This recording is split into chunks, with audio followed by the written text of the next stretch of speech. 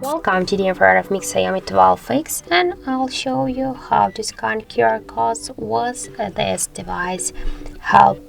So first we should go here to the notification panel, and here somewhere on the top bar you will find the scanner icon.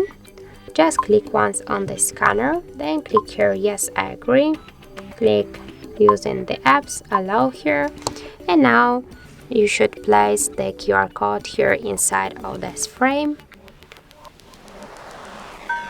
Wait a second, and as can you see here, as a result we got the link of this website of this QR code here, so we can just directly go to the website, for example from Mi browser, or if you got another browser, that doesn't matter. Just click there and here, click here OK, I agree, set, and now as can you see we just directly open this QR code link. That was the Wikipedia article, and as can you see we'll just open it successfully here. So that's it, that's how to scan QR codes with our device help.